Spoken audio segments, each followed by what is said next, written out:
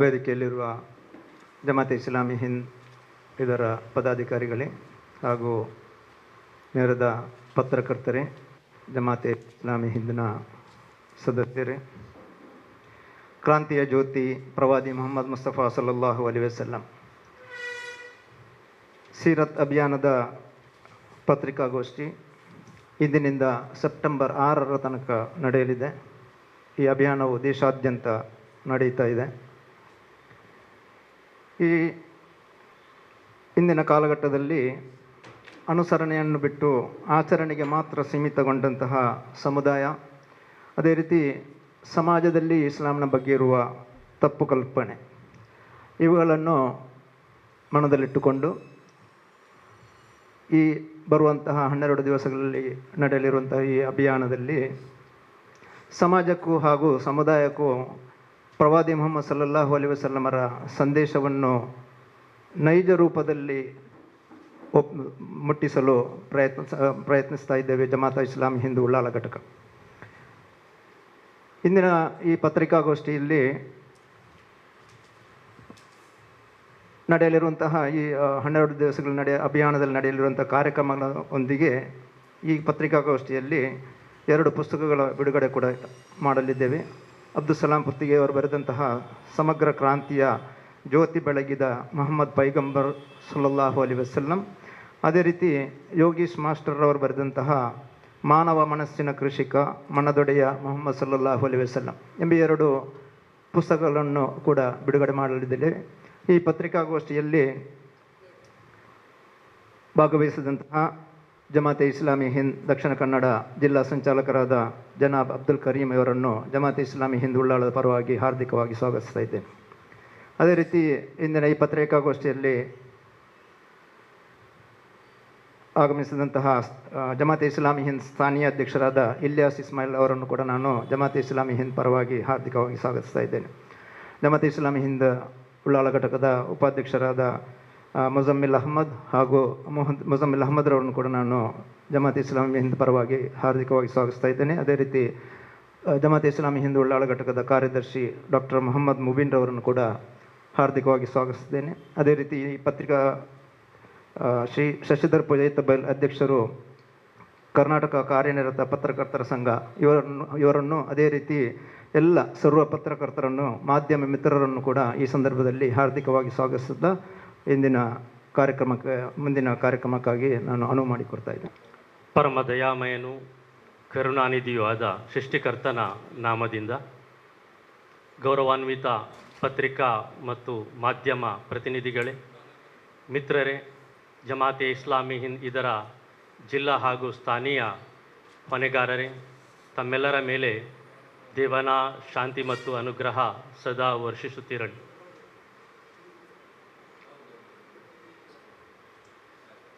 ಜಮಾತೆ ಇಸ್ಲಾಮಿ Hind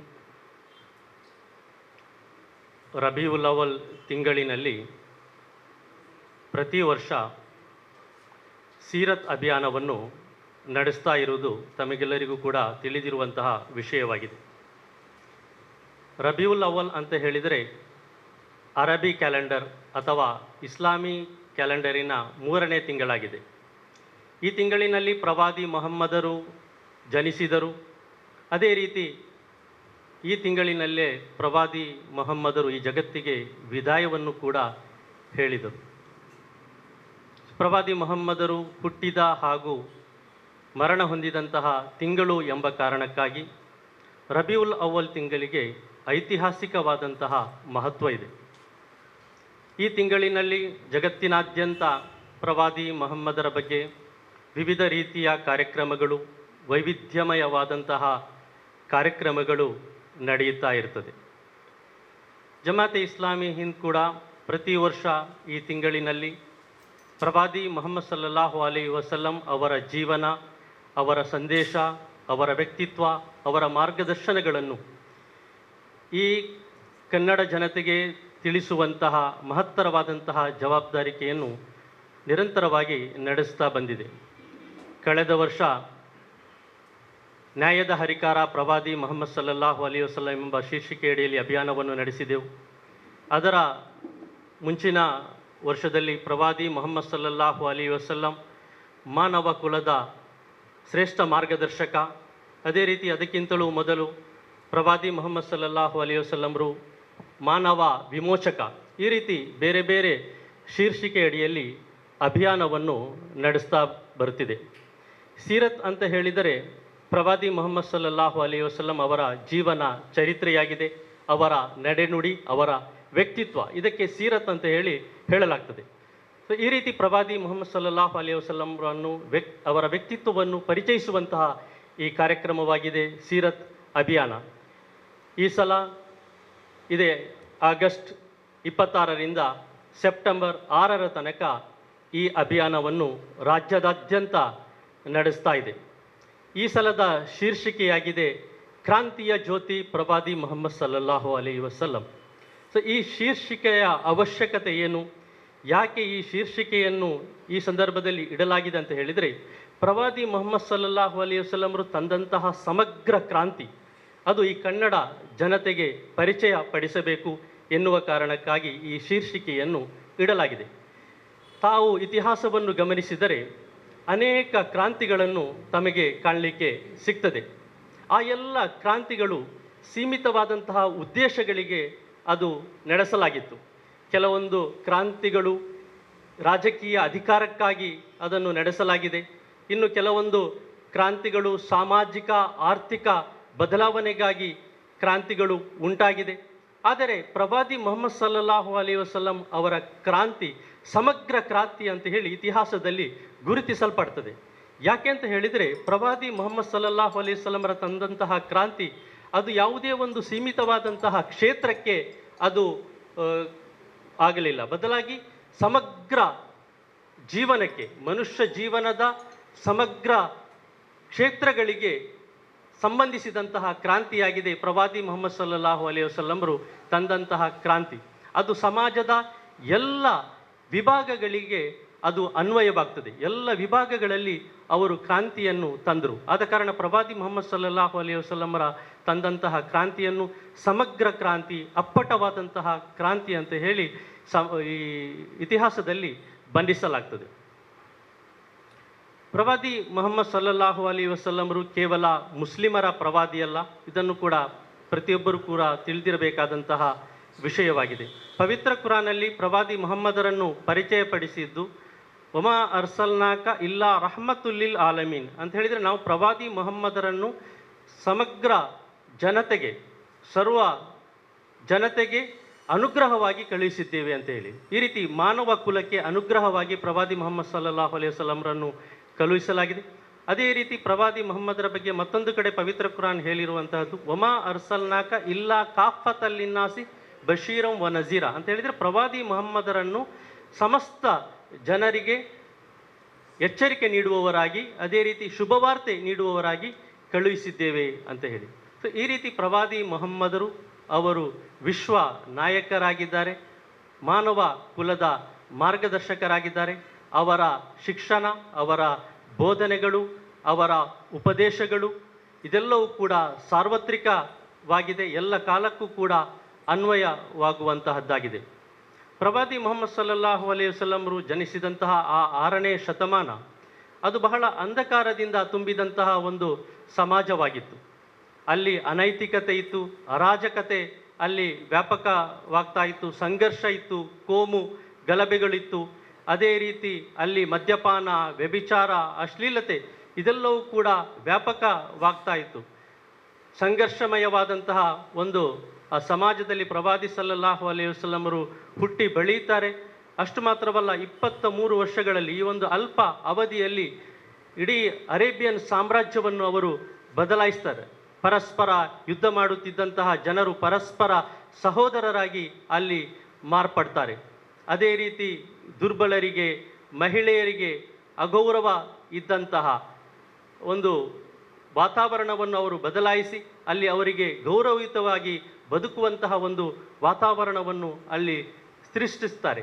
so ಈ ರೀತಿ ಸಂಘರ್ಷಮಯ ಒಂದು ವಾತಾವರಣವನ್ನು ಅವರು ಬದಲಾಯಿಸಿ ಒಂದು ಸ್ವಸ್ಥ, ಸುಖಿ, ನಿರ್ಭಯ, ಸುಭಿಕ್ಷೆಯಿಂದ ಕೂಡಿದಂತಹ, ಪರಸ್ಪರ ಗೌರವದಿಂದ ಬದುಕುವಂತಹ, ಪರಸ್ಪರ ವಿಶ್ವಾಸದಿಂದ ಬದುಕುವಂತಹ ಒಂದು ಸಮಾಜವನ್ನು ಅವರು ಕಟ್ಟಿ ಬೆಳೆಸ್ತಾರೆ.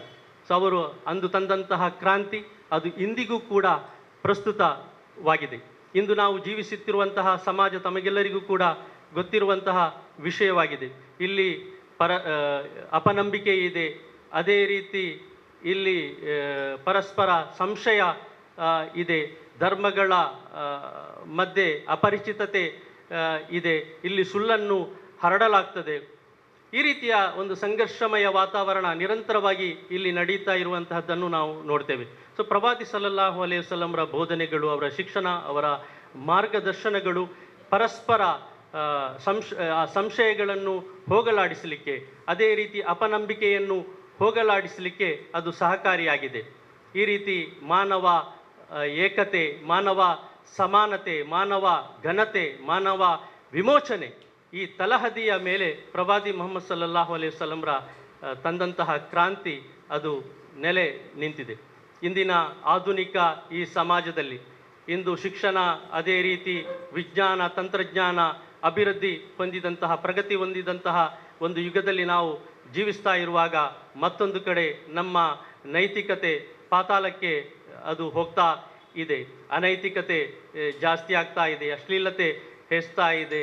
ಈ ರೀತಿ ಸಂಘರ್ಷ, ಮೌಢ್ಯ ಇದೆಲ್ಲವೂ ಕೂಡ ಹೆಚ್ಚಾಗುತ್ತಿರುವಂತಹ ಈ ಕಾಲಘಟ್ಟದಲ್ಲಿ ಪ್ರವಾದಿ ಸಲ್ಲಲ್ಲಾಹು ಅಲೈಹಿ ವಸಲ್ಲಂರು ತಂದಂತಹ ಈ ಕ್ರಾಂತಿ ಬಹಳ ಉಪಕಾರಿಯಾಗಿದೆ.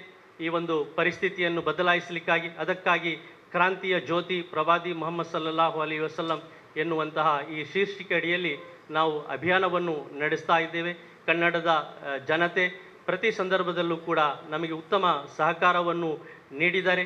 ಅದೇ ರೀತಿ ಮಾಧ್ಯಮ ಮಿತ್ರರಾದಂತಹ ತಾವು ಕೂಡ ಹೆಚ್ಚಿನ ಸಹಕಾರವನ್ನು ನೀಡುತ್ತಾ ಬಂದಿದ್ದೀರಿ. ನಿಮ್ಮ ಪಾತ್ರ ಬಹಳ ಮಹತ್ತರವಾಗಿದೆ.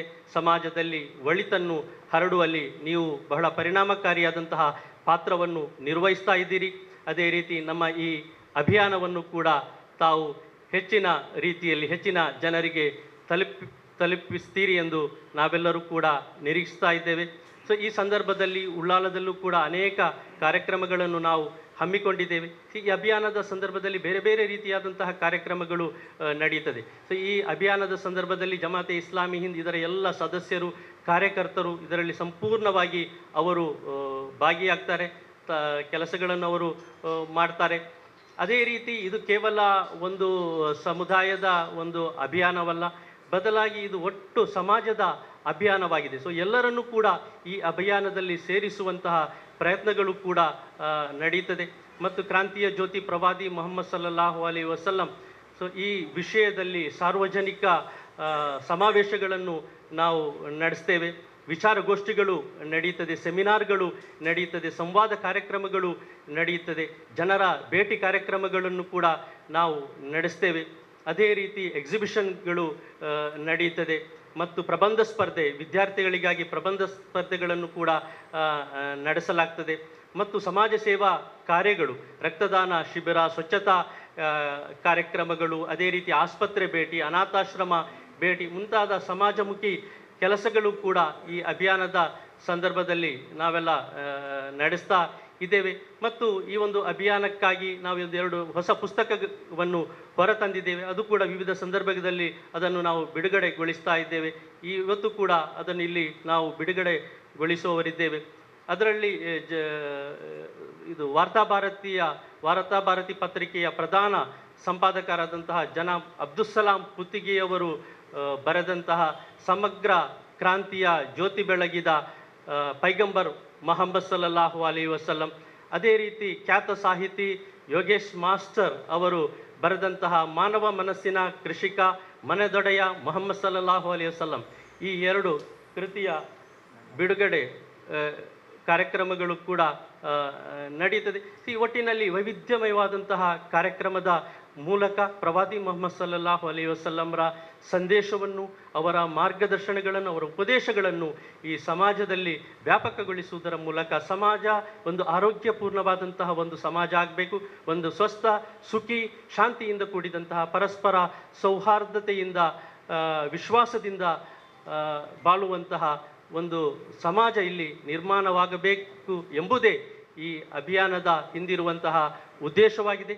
ನಾನು ಮತ್ತೊಮ್ಮೆ ತಮ್ಮೆಲ್ಲರ ಸಹಕಾರ ಅದೇ ರೀತಿ ಪ್ರೋತ್ಸಾಹವನ್ನು ಕೋರುತ್ತಾ ನಮ್ಮ ಮಾತುಗಳನ್ನು ಆಲಿಸಿದಂತಹ ನನ್ನೆಲ್ಲ ಮಾಧ್ಯಮ ಮಿತ್ರರಿಗೆ ಧನ್ಯವಾದವನ್ನು ಸಲ್ಲಿಸ್ತಾ ನನ್ನ ಮಾತುಗಳನ್ನು ಕೊನೆಗೊಳಿಸ್ತಾ ಇದ್ದೇನೆ. ಹಲವಾರು ಕಾರ್ಯಕ್ರಮ ನಾವು ಇಟ್ಟಿದ್ದೇವೆ. ಉಳ್ಳಾಳದಲ್ಲಿ ಇದೇ ಬರುವ 10 ತಾರೀಕಿನ ಗುರುವಾರ ಬ್ರಹ್ಮ ಗುರು ನಾರಾಯಣ ಸಭಾಭವನದಲ್ಲಿ ಇಟ್ಟಿದ್ದೇವೆ. ಹಾಗೂ 4 ತಾರೀಕಿಗೆ ಸುಳ್ಯದಲ್ಲಿ ಕೂಡ ಒಂದು ಸಮಾವೇಶ ಜರಗಲಿರುವುದು. 11 ತಾರೀಕಿಗೆ ಮಂಗಳೂರಿನಲ್ಲಿ ಟೌನ್ ಹಾಲ್ನಲ್ಲಿ ಒಂದು ಸಮಾವೇಶ ಜರಗಲಿರುವುದು. ಹಾಗೆ 18ರಲ್ಲಿ ಬಂಟ್ವಾಳ ತಾಲೂಕು ಸಮ್ಮೇಳನ ಒಂದು ಜರಗಲಿದ್ದು ಮತ್ತು 25 ತಾರೀಕಿಗೆ ಮೂಡಬಿದ್ರೆಯಲ್ಲಿ ಕೂಡ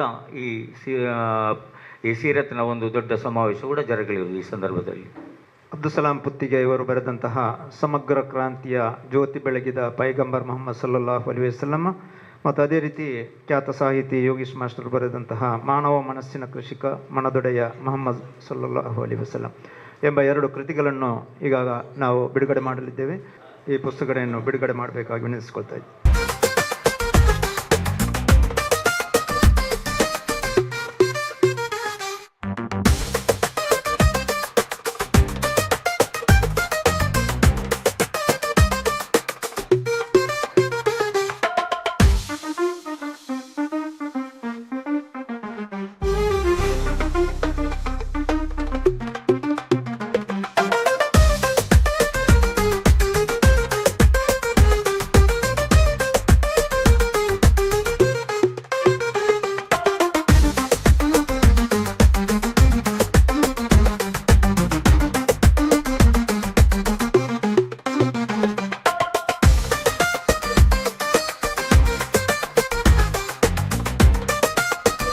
ಈ ನಿಟ್ಟಿನಲ್ಲಿ ಜಮಾತೆ ಇಸ್ಲಾಮಿ ಹಿಂದ್ ತನ್ನ ಆರಂಭದಿಂದಲೇ ಕೇವಲ ಈ ಸೀರತ್ ಅಭಿಯಾನದ ಸಂದರ್ಭ ಅಂತೇಳಿ ಅಲ್ಲ, ಅನೇಕ ಕಾರ್ಯಕ್ರಮಗಳನ್ನು ಅದಕ್ಕಾಗಿಯೇ ಅದು ಮಾಡ್ತಾ ಬರ್ತಿದೆ. ಇಲ್ಲಿ ಒಂದು ಸೌಹಾರ್ದದ ಒಂದು ಸಹಬಾಳ್ವೆಯ ಒಂದು ವಾತಾವರಣ ಇಲ್ಲಿ ನಿರ್ಮಾಣವಾಗಬೇಕು ಅಂತ ವೈಯಕ್ತಿಕವಾಗಿ ಅವರನ್ನು ಭೇಟಿ ಆಗ್ತೇವೆ. ಅಂತಹ ತಪ್ಪು ಕಲ್ಪನೆಗಳು ಯಾರಲ್ಲಿ ಇಲ್ಲದಿದ್ದರೆ ಪೇಪರಲ್ಲಿ ಏನಾದರೂ ಅಂತಹ ಹೇಳಿಕೆಗಳು ಬಂದರೆ ನಾವು ಸ್ವತಃ ಅವರನ್ನು ಖುದ್ದಾಗಿ ಅವರನ್ನು ಭೇಟಿಯಾಗಿ ಅವರಿಗೆ ಈ ರೀತಿ ಮಾಡಿದಂತಹ ಅನೇಕ ಸಂದರ್ಭಗಳು ಕೂಡ ಇದೆ.